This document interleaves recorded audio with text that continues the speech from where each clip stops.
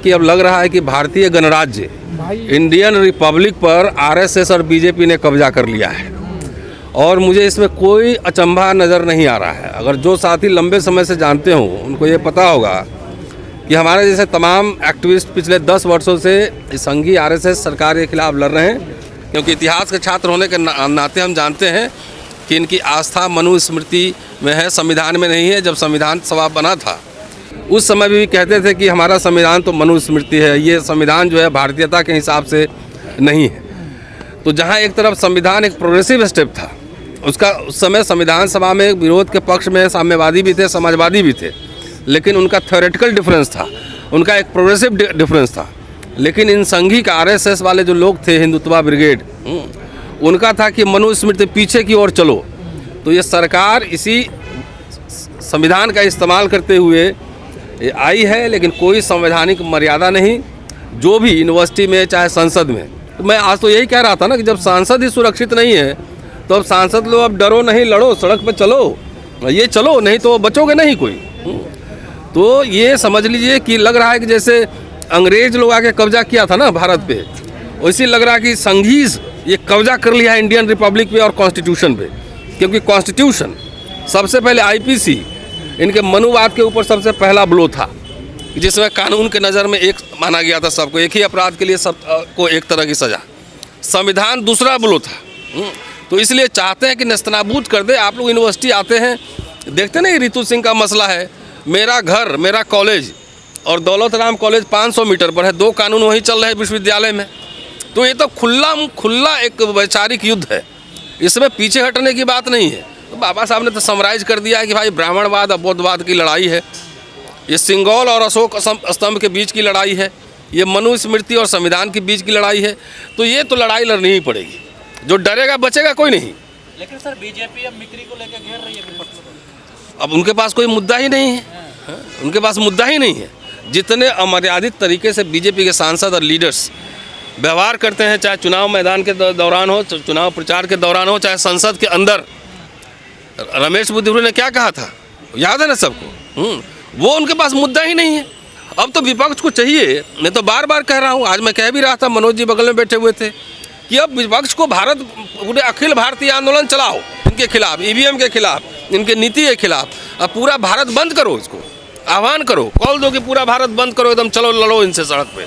हर तरीके से छल कपट प्रपंच षड्यंत्र, वो हर तरीके से हर जगह चल रहा है। तो क्या विपक्ष को भी समझ में नहीं आ रहा क्या करना चाहिए इस टाइम? नहीं, समझ में तो जाहिर आ रहा होगा, लोग नेता लोग हैं, उनको ज़्यादा आइडिया होगा, लेकिन हम लोग आम एक्टिविस्ट एकेडमिशियन है, जब हम लोग को ये समझ में आ रही है कि यही सरकार 3 बार बहुत बुरी तरह हारी है, इसलिए बिलबिलाई हुई है किसान के मुद्दे पर, एट्रोसिटीज एक्ट पर, रोस्टर के सवाल पे सब हारा ही था ना, तो बिलबिलाई हुई है। इसलिए जब तक इनसे आर पार की वैचारिक युद्ध नहीं लड़ेंगे विथ ऑल्टरनेटिव एजेंडा जब तक नहीं लड़ेंगे तब तक इनसे मुक्ति नहीं है।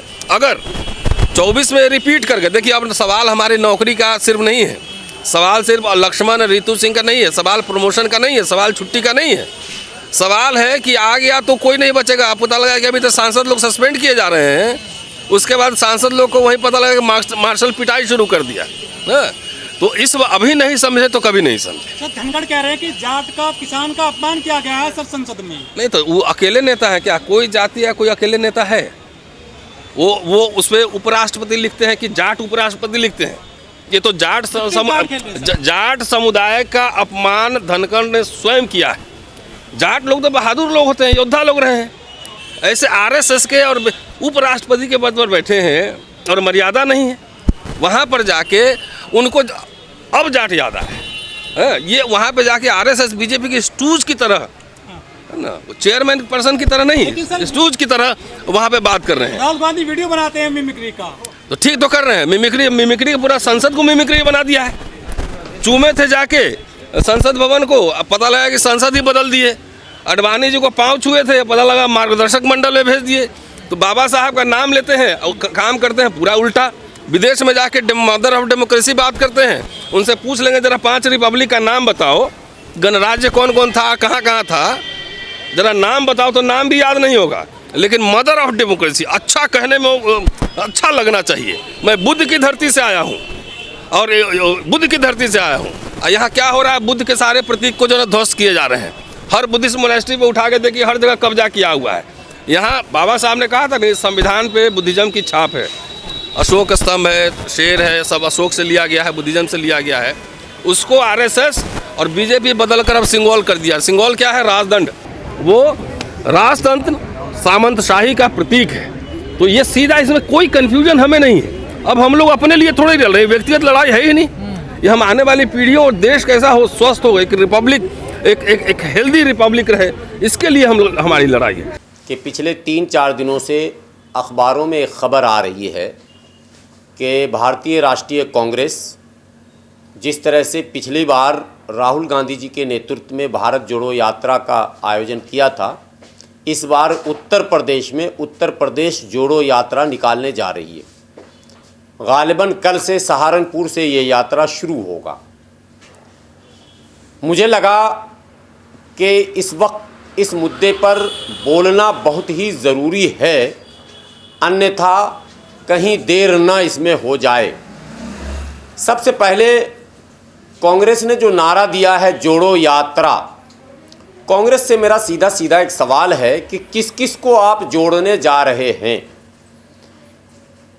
जोड़ने का मतलब है देश के समस्त नागरिकों को जोड़ना, हिंदुओं को मुसलमानों से जोड़ना, सिखों को ईसाइयों से जोड़ना, ईसाई को मुसलमान से जोड़ना, दलितों को अपर कास्ट से जोड़ना और अपर कास्ट को दलितों से जोड़ना, या फिर क्षेत्रवाद, भाषावाद, संप्रदायवाद सब खत्म करके देश को एक देश बनाना, जो नारा कथित तौर पर भारतीय जनता पार्टी देती है राष्ट्रवाद का। क्या आपके पास उस जैसा कोई और नारा है क्या? ये एक सवाल। दूसरा सवाल है कि क्या आप मुसलमानों को भी जोड़ना चाहते हैं क्या? अगर आप मुसलमानों को जोड़ना चाहते हैं तो उसके लिए आपके पास योजनाएं क्या हैं, प्लान क्या है, किस तरह से जोड़ना चाहते हैं? वैसे ही जोड़ना चाहते हैं जैसे नेहरू जी ने जोड़ा था, जैसे इंदिरा गांधी जी ने जोड़ा था, जैसे राजीव गांधी जी ने जोड़ा था, जैसे पीवी नरसिम्हा राव ने जोड़ा था और जैसे सरदार मनमोहन सिंह ने जोड़ा था? तो ऊपर वाले से, खुदा के वास्ते, भगवान के वास्ते आप ऐसा मत जोड़िए। इसलिए मैं कह रहा हूँ कि नेहरू जी ने कांग्रेस को जोड़ा था और संविधान 26 जनवरी 1950 को लागू हुआ। 10 अगस्त मात्र लागू होने के 6 महीने बाद 10 अगस्त 1950 को पंडित जवाहरलाल नेहरू जी ने संविधान के अनुच्छेद 341 पर धार्मिक प्रतिबंध लगा दिया था और ये लिख दिया कि ये जो सुविधाएं जो 341 में मिलती हैं, जिसको SC स्टेटस वालों को मिलता है, ये केवल और केवल हिंदू दलितों को मिलेगा।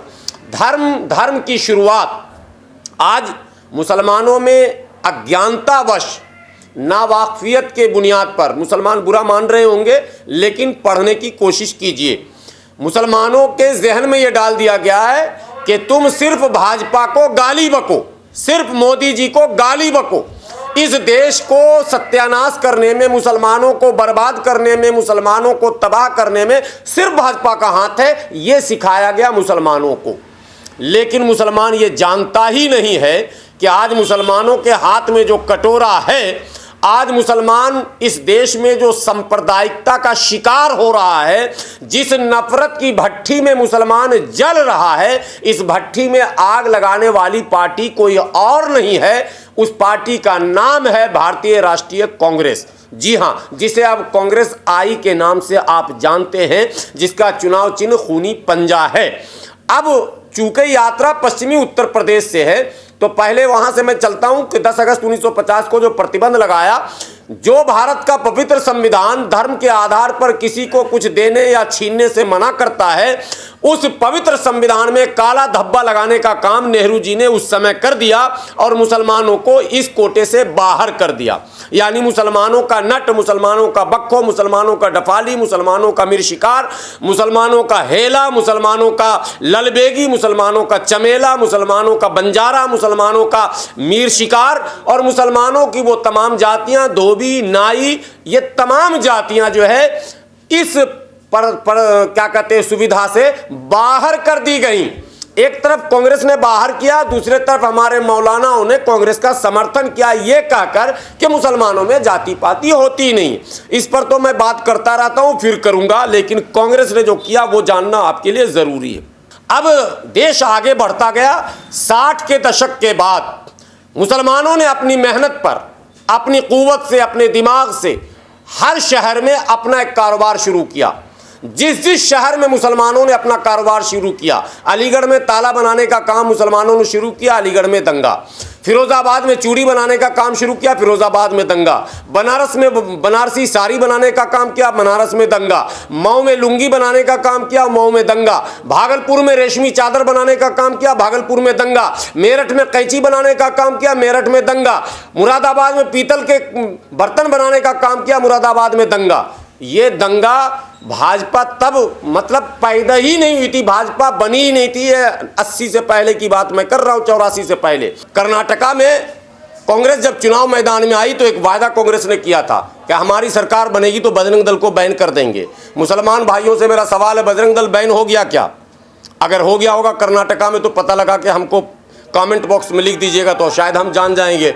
हमारा नॉलेज कमज़ोर है, लेकिन मेरा नॉलेज ये बताता है कि बजरंग दल को बैन नहीं किया है और कभी जिंदगी में करेगी नहीं। कांग्रेस में ये दम, ये खम नहीं है। कांग्रेस की मां ने कभी दूध ही नहीं पिलाया कि वो बजरंग दल को बैन करे। बजरंग दल कांग्रेस ने ही बनाया। बजरंग दल कब बना, दुर्गा वाहिनी कब बनी? आकाश आनंद जी को उत्तराधिकारी घोषित करने पर कई पुराने बासपाई दबे जुबान, मुखर होकर नहीं दबे जुबान नाराज़गी का इजहार कर रहे हैं। कईयों को मैंने सुना, कईयों से मेरी खुद भी बात हुई, तो लोगों का ये मानना था कि बहन जी को प्रयोग करना चाहिए। जिस सोशल इंजीनियरिंग के लिए बहन जी जानी जाती थी, उसका इस्तेमाल अपने उत्तराधिकारी या बसपा अध्यक्ष के लिए कर सकती थी। बहरहाल